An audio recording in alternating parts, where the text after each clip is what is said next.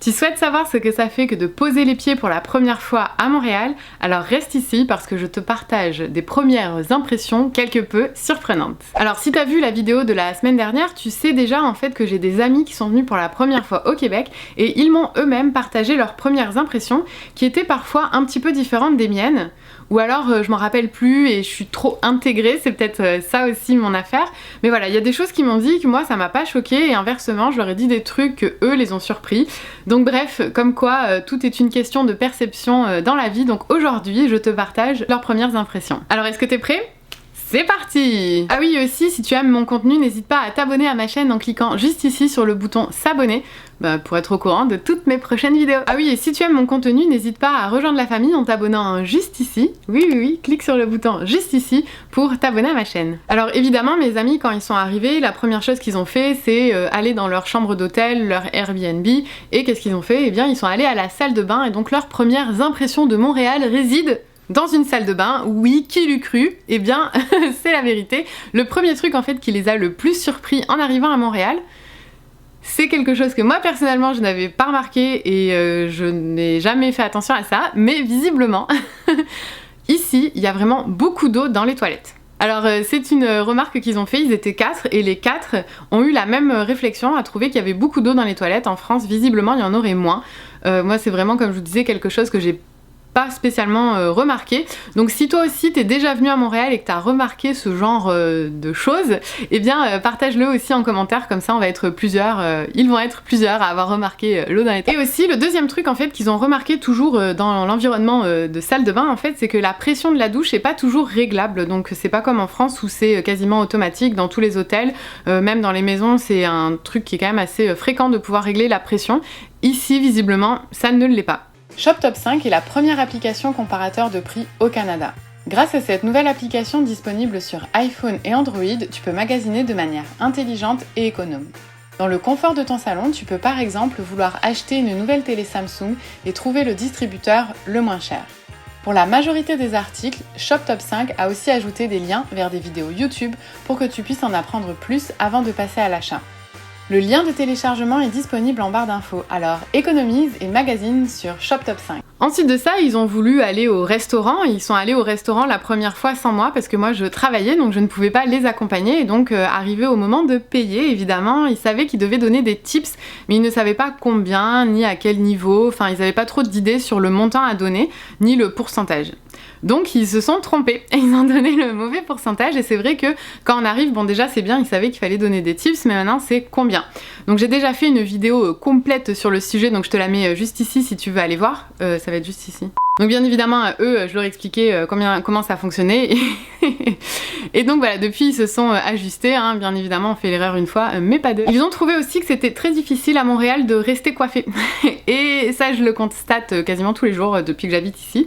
Donc ça fait 8 ans que je suis là et 8 ans que dès que je sors de chez moi je ne suis pas coiffée parce qu'il y a vraiment beaucoup de vent et notamment il y a du vent dans le métro, donc ça c'est quelque chose auquel ils ne s'y attendaient pas du tout et c'est vrai qu'il y a des bouches d'aération en fait qui font circuler l'air. S'il y a des ingénieurs par ici qui regardent la vidéo, expliquez-moi ce phénomène de vent dans le métro à Montréal parce que j'aimerais bien comprendre le pourquoi du comment. D'ailleurs en parlant de métro, ils ont trouvé extrêmement simple le réseau de métro à Montréal. Effectivement il y a seulement 4 lignes donc c'est relativement simple de se déplacer au centre-ville, puis une fois qu'on est dans le réseau on n'a pas besoin de repoinçonner sa carte du moment qu'on reste sur l'île de Montréal, donc ça c'est quelque chose de très simple qu'ils ont constaté. Et si tu veux en apprendre plus en fait sur le réseau de transport de Montréal, j'ai également fait une vidéo dédiée là-dessus, je t'explique comment ça marche, combien ça coûte, qu'est-ce que tu peux faire avec, donc tout est ici. Alors bien évidemment ce sont des Français et comme je l'avais expliqué dans la vidéo le coût de la vie entre Montréal et Paris, l'alcool et notamment le vin c'est quelque chose de très important pour les Français, alors pas tous les Français mais en grande majorité le vin c'est comparable à de l'eau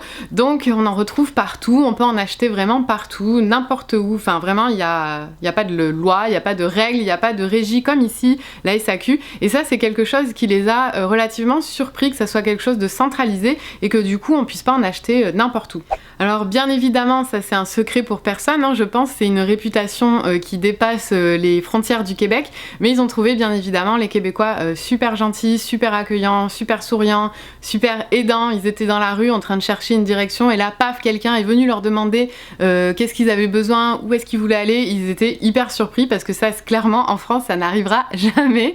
En tout cas, il faut jamais dire jamais, mais en tout cas, à l'heure actuelle, tu vois quelqu'un perdu au milieu de la rue en France, tu t'arrêtes pas, alors qu'ici, oui, c'est vraiment quelque chose de coutume. Donc voilà, ça ils l'ont souligné, mais je pense que c'est plus un secret pour personne. Alors après, ils ont remarqué en se baladant au centre-ville que les feux piétonales étaient complètement différents de ceux qu'on peut retrouver en France. Personnellement, je m'en rappelle plus très bien de comment sont les feux de piétons en France. Voilà, mais eux ils ont trouvé vraiment une différence parce que nous on a un petit bonhomme blanc quand on traverse la rue et une main jaune qui clignote quand normalement il faut pas traverser la rue. C'est vrai qu'il y a peu de gens qui le savent, hein. Quand c'est la main il faut pas traverser la rue, il y en a, ils y vont. Et c'est vrai qu'à certaines intersections il n'y a pas de passage, il n'y a pas de bonhomme piéton, mais il y a le feu vert en fait des voitures qui permet aussi aux piétons de passer. Donc ça c'est vrai que c'est relativement différent et ils l'ont très bien remarqué. Il faudrait installer un climatiseur sous ses cheveux s'il vous plaît. Je voudrais un ventilateur là-dessous, il fait trop chaud.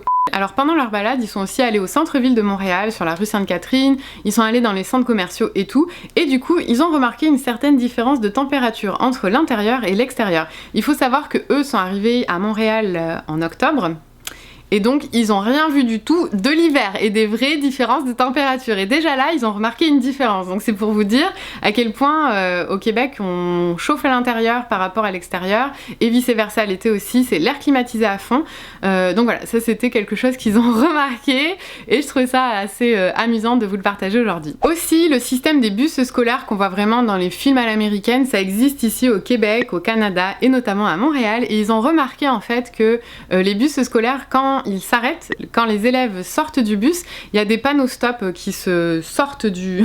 Faudrait que je mette une vidéo pour expliquer ça, ça sera plus facile. Mais en fait, il y a clairement le bus qui arrive et il y a un panneau stop qui se décolle de l'autobus pour forcer les voitures en face, sur les côtés, de tous les côtés, à s'arrêter. Et ça, c'est une loi en fait dans le code de la route. Quand il y a un autobus scolaire qui s'arrête et qui ouvre les panneaux stop pour laisser sortir des enfants, tout le monde s'arrête, la circulation s'arrête au complet pour la sécurité des enfants. Donc voilà, en France, il n'y a pas du tout ça, donc c'est quelque chose qui les a surpris et qui m'ont raconté durant leur séjour. Alors ils ont trouvé aussi assez surprenant de pouvoir retirer de la monnaie quand on passe à la caisse. Et ça c'est vraiment, ça par exemple c'est quelque chose que moi aussi ça m'avait surpris parce que ça n'existe pas du tout en France et c'est vraiment assez cool. Admettons tu vas dans un supermarché et t'achètes un paquet de mouchoirs, on va dire que t'en achètes pour 10$, hein. C'est fictif, ça coûte pas 10$ des mouchoirs, mais bref, disons que t'achètes quelque chose pour 10$ à la caisse et que t'as besoin de cash, de liquide sur toi et que tu veux retirer 20$, et ben tu demandes à la caissière, voilà, je voudrais aussi un retrait de 20$ et elle va te faire le retrait de 20$ et te donner non seulement ton produit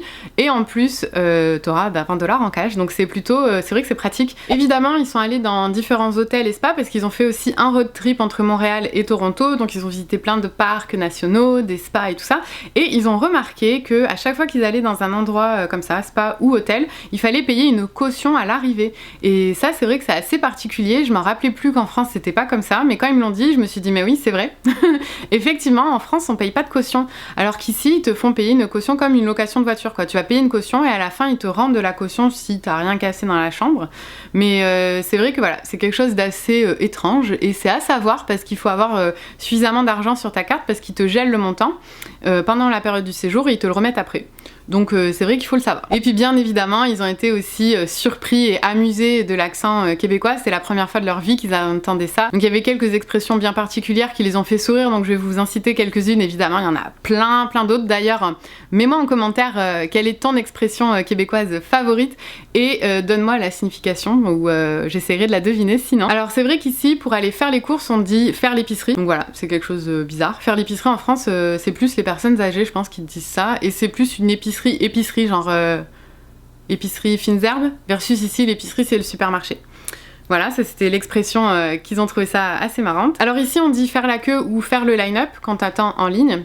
Et c'est vrai que c'est du vocabulaire bien particulier d'ici. Il y a des mots en fait qu'on utilise dans la langue française mais qu'on n'écrit pas en France. Alors qu'ici, c'est pas tout à fait les mêmes règles. Le mot cul-de-sac en France on l'écrit pas, on va le dire que c'est un cul-de-sac, mais sinon on va dire c'est une voie sans issue.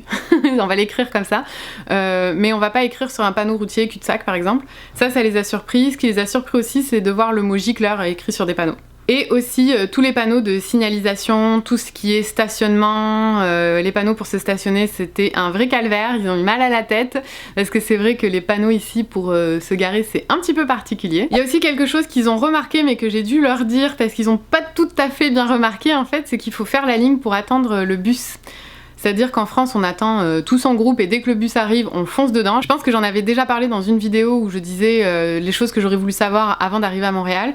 Bon mais ça c'est un truc que eux n'avaient pas su et ils doublaient tout le monde au début dans l'autobus, donc il a fallu que je leur dise non les gars il faut faire la ligne parce que sinon vous allez vous le faire dire et ça va pas être sympa. Donc j'ai fait cette vidéo sur les premières impressions de mes amis, un peu dans le même thème que les vidéos que j'avais faites sur les choses à savoir avant de venir à Montréal. Donc là c'est un petit peu dans le même ordre d'idées.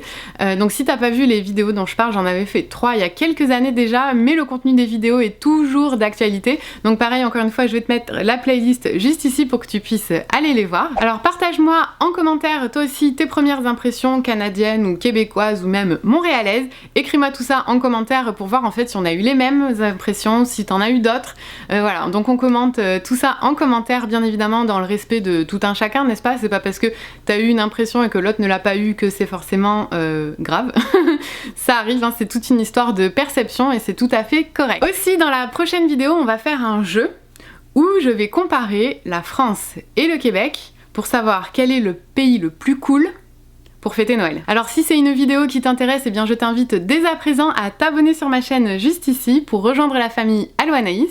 Et puis si tu aimes mon travail et que tu souhaites me soutenir, mets un like. Mets un like, tu vois, genre un like qui fait du bruit. Un petit commentaire, tu peux la partager aussi à tes amis pour m'aider au référencement de cette vidéo. Et sinon, on se retrouve très bientôt, ciao!